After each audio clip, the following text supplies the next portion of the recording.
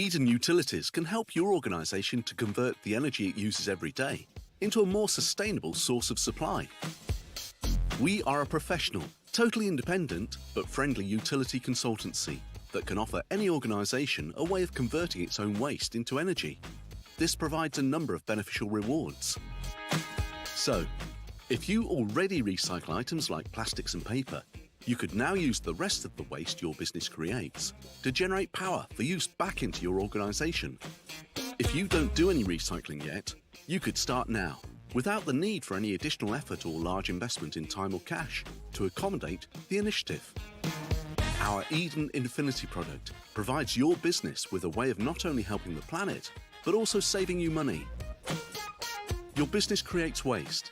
That waste is collected, and then we work with your energy supplier to ensure that the power generated from your waste is used to supply electricity back to you.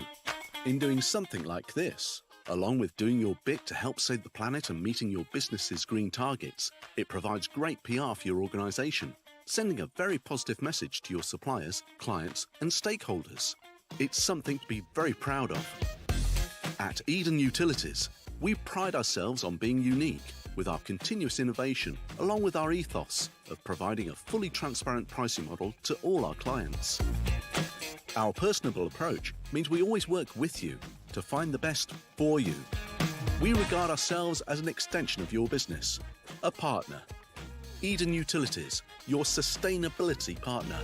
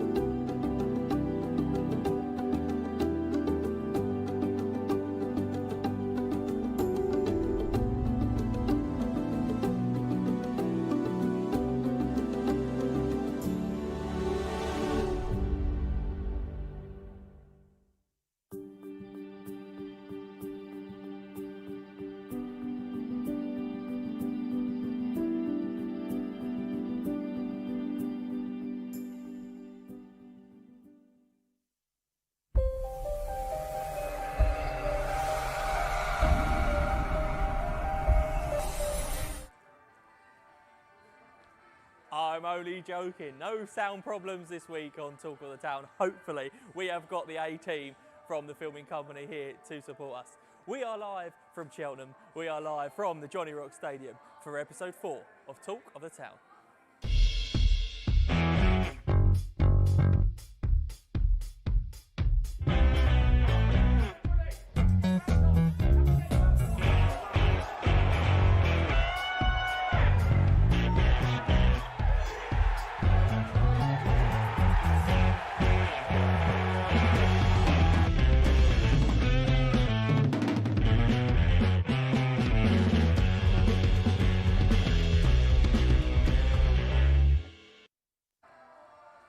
Yes, welcome to the Johnny Rock Stadium where Crawley Town take on Cheltenham Town this afternoon.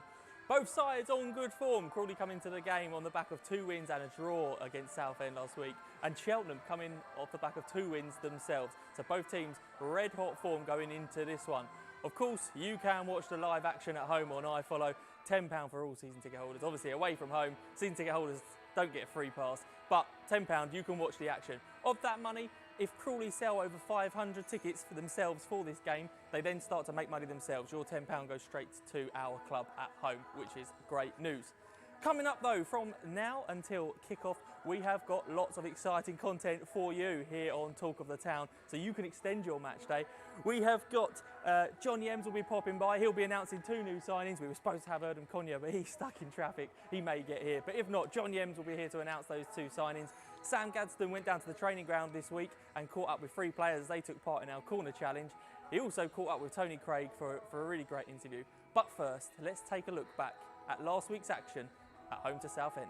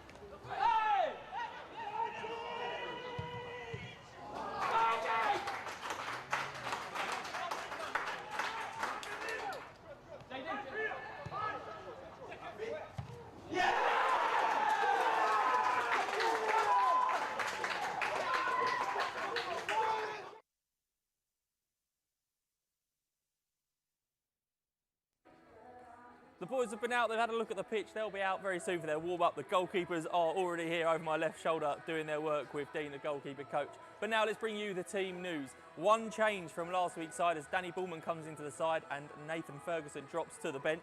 So starting in goal we have Glenn Morris, Josh Doherty, George Frankham, Jordan Tunnicliffe and Tony Craig make up the back line. Danny Bullman and Jake Hessenthaler and Tarin Akalarakia in midfield with a front 3 of Ashley Naddison, Tom Nichols and Tyler Frost. On the bench we have Tom McGill as a goalkeeper, Joe McNerney, Jack Powell, Nathan Ferguson, Archie Davis, Sam Matthews and Brian Gallack. So one change there, as I said, Nathan Ferguson drops to the bench for Danny Bullman coming in to play alongside Jake Hessenthaler. Slightly more maybe defensive, looking at keeping a very strong Cheltenham side at bay here, looking to try and improve that away record. Obviously, build on a good start away from home at Oldham the other week. Hopefully, I'm assuming that's the thought process there, make us a little bit more solid and harder to beat. One person who is always hard to beat at the centre of the defence is Tony Craig. Sam Gadsden caught up with him this week at the training ground to talk about his career and his start to life at Crawley Town.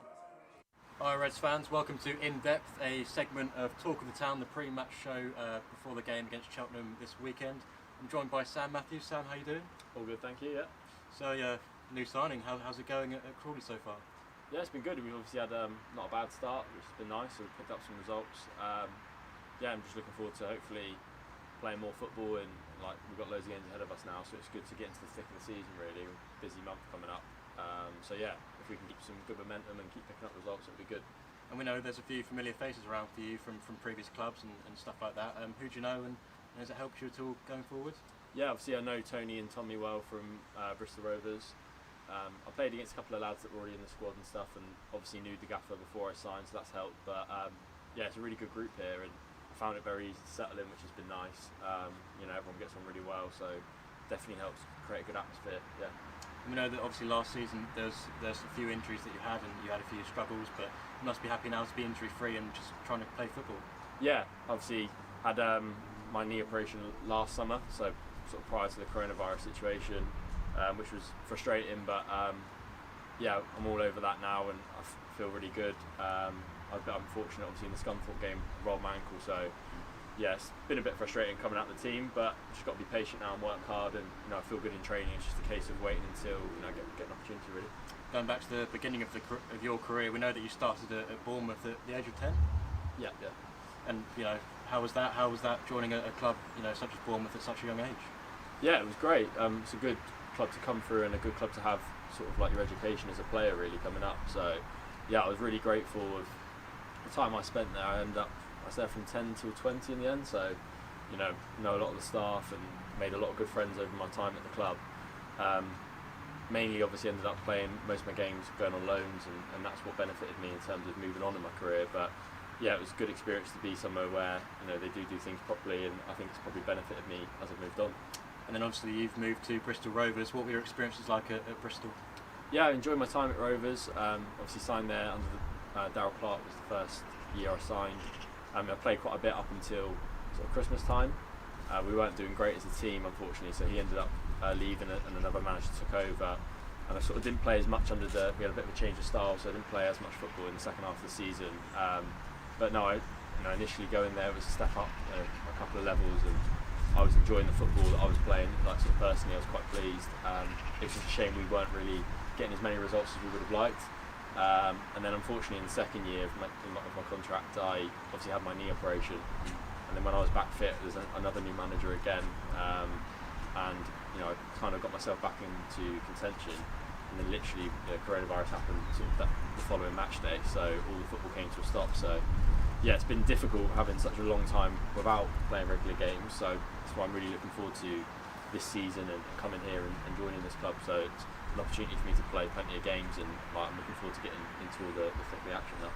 Looking ahead to the season, what are your kind of personal aspirations and goals for the year ahead? To be honest, I just want to play as much football as possible, especially after the time I have had in coronavirus and everything else. I'm really looking forward to playing plenty of games again and almost getting back into that normality of regularly playing football. So with that, I feel like my performances will just naturally come. In the past, I've always found just the more I've played, the more regularly I've played, I've just naturally started doing the things that I want to offer the team. So yeah, I'm looking forward to, hopefully we've had a good start, just building on that and having an impact on the team. Well, Sam, nice to talk. That's all, and we'll see you next weekend. So rather than an interview with Sam and Tony Craig, it was actually an interview with Tom and Sam Matthews. My bad, poor preparation from the presenter. Obviously, we are away from home today. We can see Mr. Yems climbing the stairs. He's on his way up. We will have him here, and we'll be announcing a new signing in the next 5 minutes. But just before we do that, let's have a look at some of the commercial opportunities we have at the club for you, whether you're an individual, whether you're a business, or plenty of opportunities to get involved. Let's have a look at a little film we made earlier on this summer.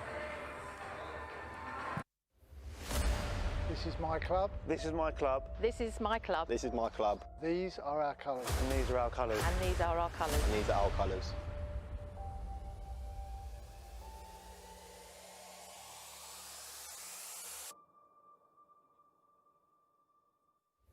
Yeah, this shirt is from 1994-95 season. And in the last 10 games of the season, we remained undefeated, winning 8, drawing 2, and finished a respectable 11th. Joff hit the bar in the last minute, allowed Richard Brodie at Old Trafford, and we went out of the cup. But it was an interesting season, and one that paved the way for future years of success. In this shirt, I witnessed our left back Ian Payne save a penalty from Steve Claridge on our way to winning the league title in 2004. My favourite memory in this shirt, season 16-17, and we played Luton, and we were already winning half-time 1-0 with a James Collins goal. Second half, Enzio scores a 93rd minute goal, dinks it over the keeper, and we beat Luton 2-0. He runs into the crowd, and all of a sudden the fans and the players, there's a new sense of unity. It was brilliant. My favourite memories in the 2012-2013 season, where you beat Sheffield United 2-0 away from goals from Billy Clark and Paul Hayes. This is my club.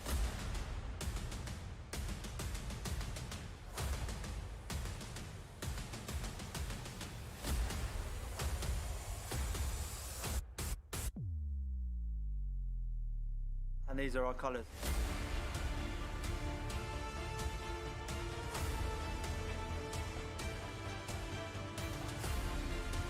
I'm joined now by the manager, John Yems. John, thank you for joining us once again. The highlight of the show, obviously. Mate, you're right there. We'll disagree with you. not difficult, but the rest of it. Look, let's briefly touch on last week.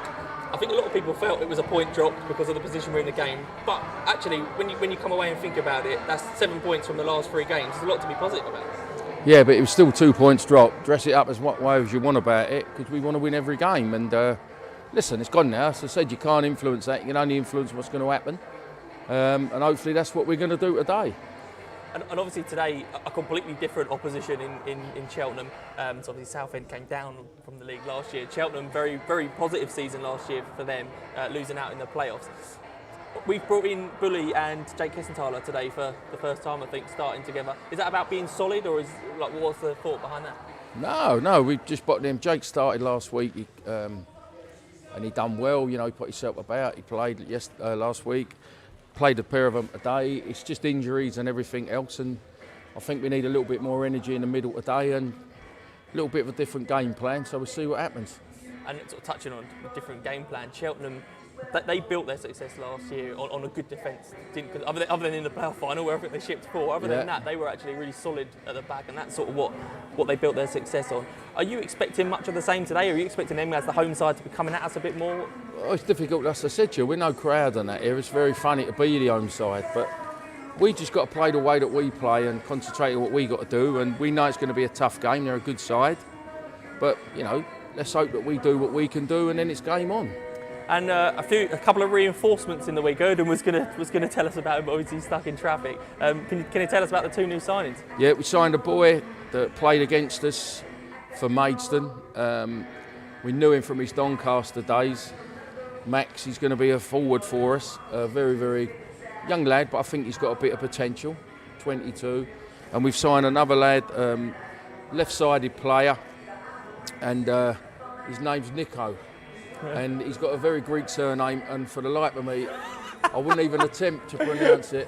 We'll bow you out and put all the details on Twitter. Yes. So go to our Twitter and Facebook pages, and all details of the news signings will be. Don't want to get myself in trouble. Yeah. So lastly, the fixtures now come thick and fast. The next 2 Tuesdays we've got games. Is it going to be largely about having that big squad, bringing extra reinforcements in? Is it about having a big squad and rotating it? Yeah, it's got to be good enough. You know, we're not just bringing them in for the sake of doing it. There's got to be some potential. They've got to be good enough to come in, and we're looking to improve all the time. And like I keep saying, you know, we're a long way to go. It makes you laugh because I think me and Lee have only been in the job 7 months. Yeah, it feels on the football side. Because of the pandemic. Yeah. And no, you know, listen, the boys have been working hard. We've all been working hard, and it's a pity the fans can't come in and see it, but we're trying to give them something to cheer about as best as we can, and you know, let's not get carried away, and let's start looking at tables and that towards the end of the season, whenever that may be. Yeah, a lot of football. Yeah, a lot of football still to be played. Cheers, John. Thank you. Good luck today. No problem. I would shake your hand, but but you're not just testing you. I was just testing you. Well done. 3 members of that big squad took part in the corner challenge this week with Sam. So that was Nathan Ferguson, Jack Powell, and Taryn Alarakia. Let's have a look, see how they got on. A ball, a player, a goal, a corner, and we've got no budget. Crawley Town presents Bend It Like Crawley Town. Afternoon, Reds fans. Now we've got the 2 corner challenge. Very simple. We've got to score from that side with your left foot, that side from your right foot. Whoever does it in the fewest attempts wins. From the corner spot, can't bounce, has to go in the back of the net without bouncing. We've got Taryn Alarakia, Jack Powell, Nathan Ferguson. Let's go. Come on. And up first is Jack Powell.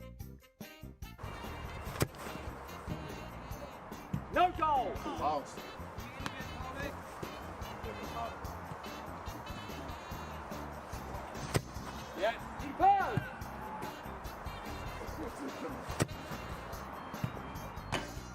Decent effort from Jack.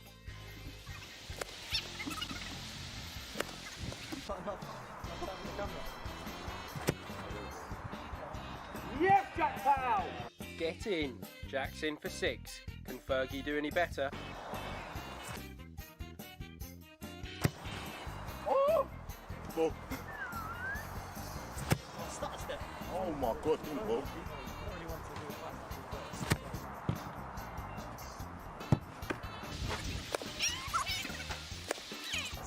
Nathan's 6th attempt.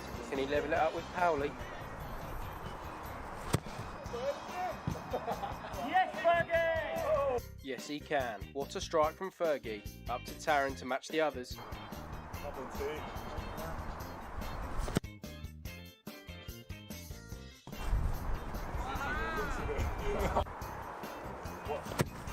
See this shot?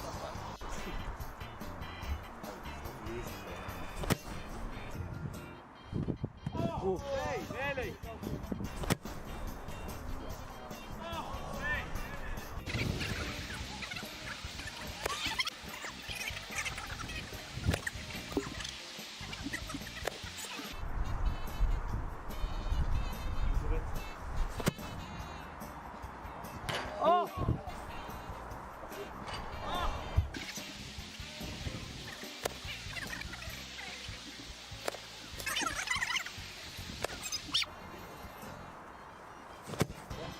There it is.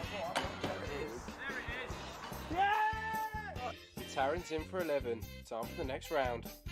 Time for the second round. Fergie's up first.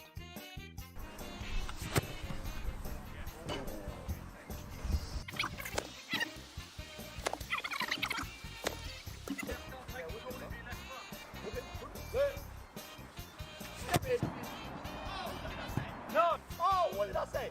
No! Wait, my advice. Let's win. Watch it. That's in. 3 hours later.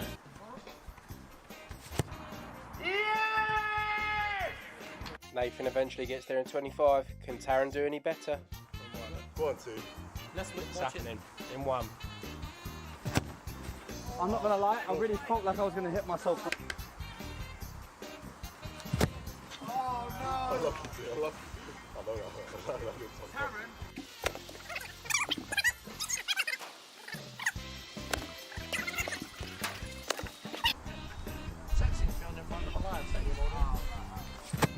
Yes! No! Approximately 10 hours later, and I left Big Brother for this. Shows. Go on, 2. Talk about this one. Pick that one up. Get in! Yeah! Go! Yeah! Taryn's in for 28. Jack's got to beat 25 to win.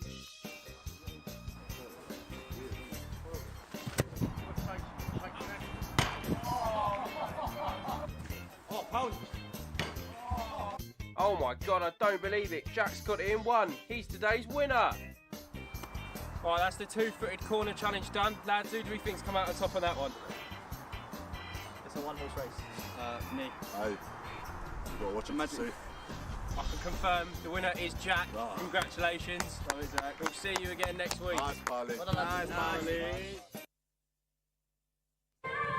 Congratulations to Jack there for winning the corner challenge. Well done to him.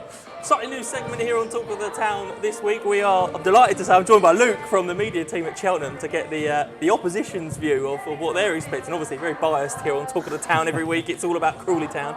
But yeah, thanks for joining us. No problem. Obviously last week really good season. Last season really good season for Cheltenham. Almost unexpectedly, I think. I don't know about in-house, but externally unexpected. Got all the way to Wembley. Are you expecting to challenge at the top end of the table this year? I should think so. I think the sort of core of the squad has been kept on, and certainly in the defence as well, which was so solid. Best defence in League 2 last season, and I would say today all but one of that back 5 were here last season too, and that has become apparent in the first few games. There's been plenty of clean sheets, so very solid at the back. So with a bit of a firepower at the other end, should be up there again. Yeah, and that was something I was going to bring up with you. Obviously, the last 2 games you won them both. Yeah. You've kept clean sheets in both. But you've also started scoring goals as well, which is worrying for opposition like us.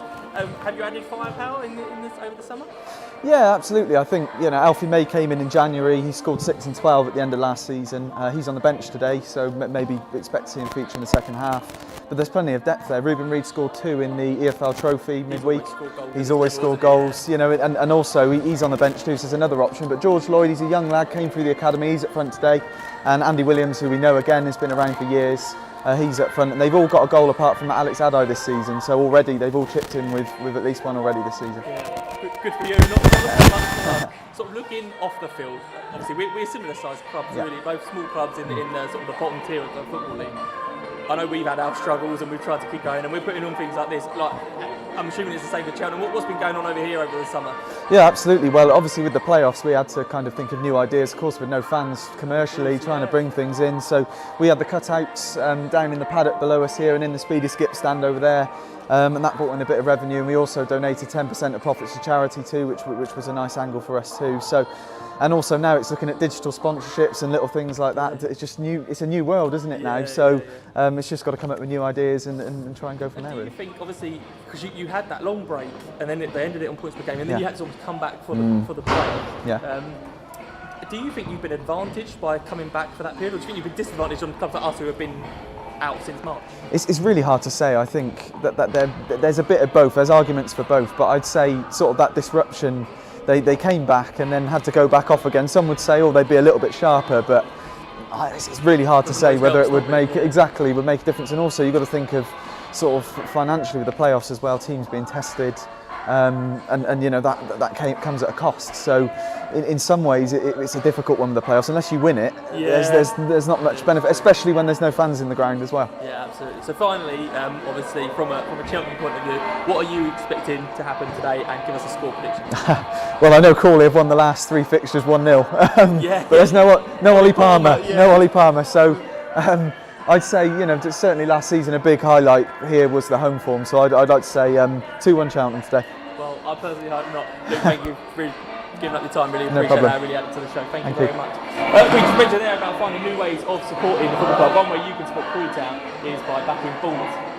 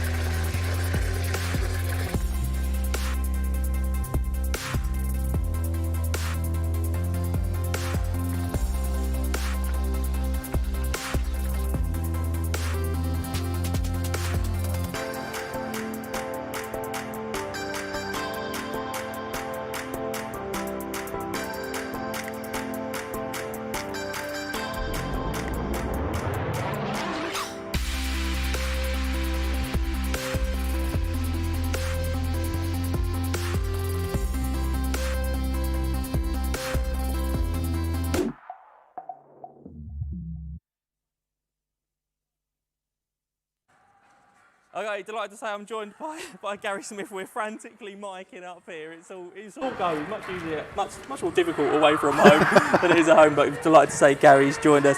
Gary, obviously doing the BBC Sussex radio commentary and on the iFollow again. Today, as you have been all season. Last week, John Jens touched upon it there. He was saying it was 2 points dropped. That was the feeling from around the ground, wasn't it? Really. Yeah, pretty much. I mean, I think in terms of the possession that Crawley had and the opportunities that they created, I think they would have been disappointed not to have won the game. I mean, the only positive side of it, Joe, is that they've gone another game unbeaten. That's 3 out of the 4 now that they've played. And I think if you'd looked at the fixtures start of the season to say that within the first 4 games you'd play Southend, who've just been relegated out of League One, and you'd be disappointed to only get a point, I think you've got to be relatively pleased with the start that the side have made, although there will be disappointment that they didn't take the 3 points last week. And I'm trying to find the positives in. I know typically people were disappointed last week, but I'm trying to find the positives. And actually, one of those positives are we didn't lose the game. Like we sort of maybe second half switched off a little bit, weren't as good as we weren't as at it as the first half. No. But we still didn't lose the game. We had enough resilience in there to keep the point, as John often talks about, starting with a point and ending with a point. Yeah. But also we had chances as well. We almost won the game even after conceding. That's a positive, isn't it? Yeah, absolutely. And I spoke to Jordan Tunnicliffe after the game, and he said that at half time, being 1-0 in front, the players and the feeling in the dressing room and the manager had said to them, look, a clean sheet wins the game, even if we don't go and score again. But there were opportunities, and I think to concede so late on was the disappointing thing. It's not like Southend got back into the game within the first 5 or 10 minutes. There was like 5-6 minutes to go, wasn't there, before Nathan Ralph. And fair play to Nathan Ralph, acrobatic volley, and he took it really, really well. But yeah, there will be disappointment, but they need to learn from that disappointment. They've had a whole week on the training ground to think about what can happen here today against, don't get me wrong, what's going to be a very, very difficult Cheltenham side to play against. That's it. And looking at Cheltenham, we've just had Luke from Cheltenham here, and he spoke about their solid defensive record. Do you think that today we set up, in my view, we seem to be set up with a defence and an attack? So we've got Hessenthaler. It might not pan out that way. That's how it looks to me on paper. Hessenthaler and Bully, sort of quite defensive midfielders with a solid back five, including Glenn. But then also you've got a lot of flair up front. You've got 4 people there who you all fancy a goal or to create a goal at least. Yeah. Do you think that's going to be a case of can we get through to Cheltenham? Is that the Cheltenham defence? Is that going to be the key today? Do you think? Yeah, quite possibly. I mean, it was no surprise to me that Bully's come back in place of Nathan Ferguson, who I think looked a little bit off the pace last week. And it's no surprise that change has been made. And it's no surprise either that there's been a slight change in the formation today. As you say, a back five, including Glenn, that holding 2 in midfield, and then almost like a 3-man midfield with Alarakia, Frost and Nadesan, and Nichols leading the line on his own up front. But I think the important thing today is going to be how much Frost and Nadesan on the touch lines get forward to support Tom Nichols, but also remember to do their defensive duty coming back as well, because if they don't, we could be very exposed down the wings, because they'll play a 3-5-2 Cheltenham, as they normally do. So we might get overloaded slightly in the midfield, but we want to make sure we don't get overloaded on the wings and give their wing backs or wingers, if you like, the chance to get forward. I suppose that's positive for us. You've got George Frankham, who's been around the block, seen it all. Josh Doherty now is becoming an experienced player. He's been at Crawley a few years and he's featuring weekly. So hopefully you like to think those 2 fullbacks will be able to sort of withstand some pressure. It's a very, very experienced back five, isn't it? If you talk about that, Tony Craig, obviously vast experience. Jordan Tunnicliffe has now played a season and a bit of League Games, Player of the Year last year for us. Doherty, Frankham. You don't get many more experienced goalkeepers than Morris, do you? Yeah, true. Hessenthaler and Bullman just in front of that as well. So there's a lot of experience around there, and you would hope that they would have enough in them today against, what I say will be a very, very good Cheltenham side to at least get a point today. And hopefully that sort of experience will help us improve our away forms. Obviously last year it wasn't good enough, but this year we've been away and beaten Oldham. Okay, Port Vale, tough place to go, but getting that win, getting that monkey off your back is important. Hopefully that experience we'll look forward to today. Just before, we're going to bring in the reigning champ, Tom, for higher or lower very shortly. And I know you're going to try and knock him off his perch this week, Kay. Firstly, before we do that, give us a prediction. I think it's going to be a very, very tight one, and I wouldn't be at all surprised if it finished 1-1 here today, Joe. 1-1. Kate's going for a draw. Okay, as I said, it's my nan's favourite part of the show. Yes, she does tune in. She loves me that much. No interest in football. It's her favourite part of the show. It's higher or lower. Oh my God, it's higher or lower with talk of the town.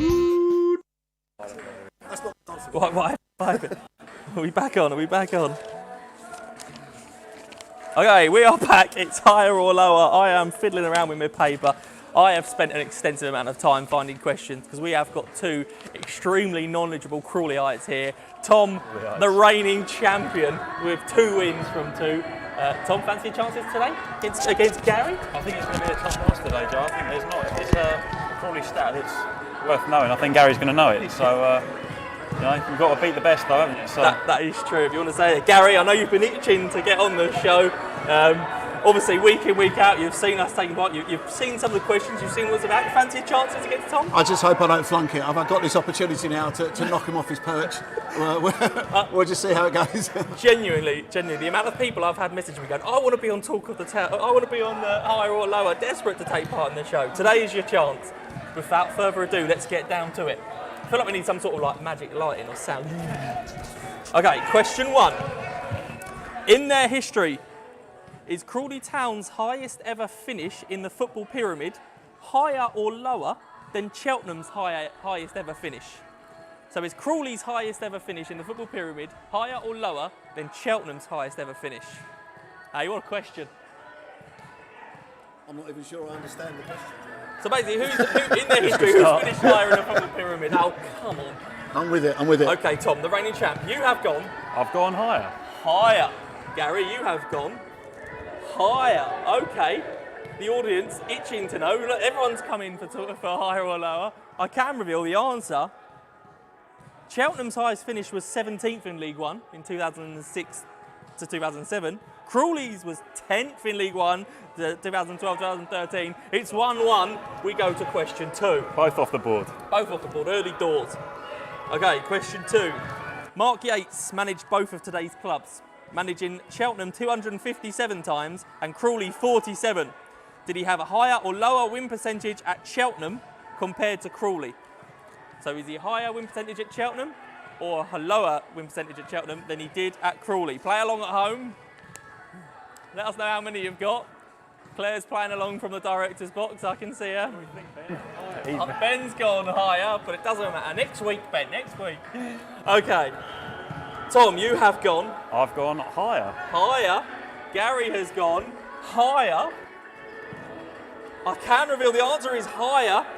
Cheltenham, he had a 36.2% win rate. Crawley, 27.7. Very good. 2 from 2. The tension. Okay. Question 3. Oh, killed me. Question 3. Tom Nichols has played for both clubs. Has he scored a higher amount of goals or a lower amount of goals for Crawley as he did for Cheltenham? So Tom Nichols has played for both Crawley and Cheltenham. Has he scored a higher amount of goals or a lower amount of goals for Crawley as he did for Cheltenham? Gary, aka GTS Sport, has gone down very quickly. Gary, you have gone higher again. Tom, you have gone. I've gone higher again. I can reveal he scored 2 in 4 games for Crawley. He didn't score any in 5 for Cheltenham. It's 3-3. The tension here is outrageous. Okay, slightly different this time. Tom, I'm going to ask you to write an answer. Yep. Gary, you're going to have to guess higher or lower than Tom's answer. Okay. Everybody understand? I understand. Good. You can play along at home off of Tom's answer. Tom, what is the capacity of the Johnny Rocks Stadium? Stadium here, probably arguably the greatest named stadium in the country. What is the capacity of the Johnny Rocks Stadium? I have gone 6,253. 6,253. Gary, higher or lower than 6,253? Everybody is biting their nails. Gary's even had a guess. So Gary has gone higher. He's gone 7,046. I can reveal the answer is 7,066. Ooh. Gary is 20 out. Unbelievable guess, but he does take the point. He does take the point. It's 4-3. Don't worry, Tom. There's one more. Gary is going to write an answer down this time. Back in trouble. Okay, Gary. This is for the win. How many appearances have Cheltenham made in the EFL playoffs? So in their history, how many appearances? I don't mean like 2 semi-finals and a final is 3 appearances. I mean, that's 1 appearance in the playoffs. So how many seasons have they got to the playoffs? How many seasons have they got? That's a much better way of wording it. Thanks, Gary. I mean, that's why you're a professional broadcaster and I'm winging it every week. Okay, so how many times have they featured in the EFL playoffs?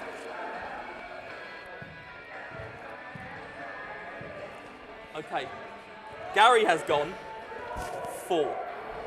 Tom, to stay in it and take it to a tie break, higher or lower than 4?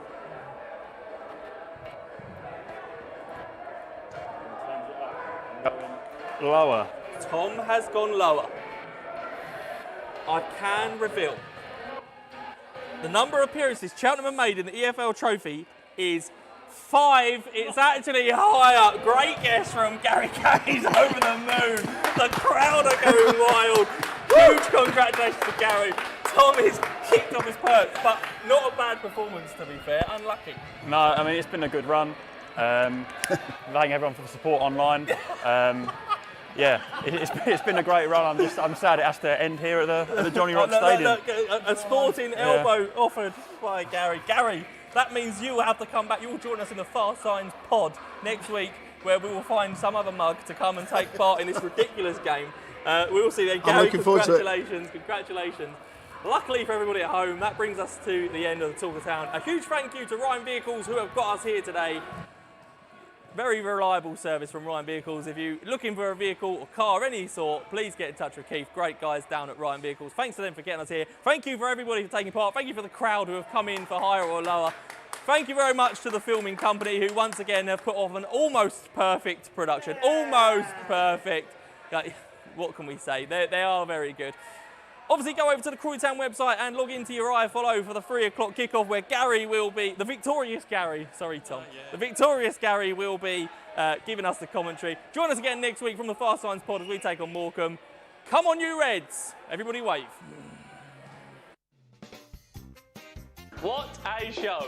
If you enjoyed it as much as we did, you need to subscribe to our YouTube channel, hit that bell icon so you can be notified about when we are next live here from Talk of the Town. Make sure you don't ever miss an episode, subscribe, hit the bell, and we will see you again very soon.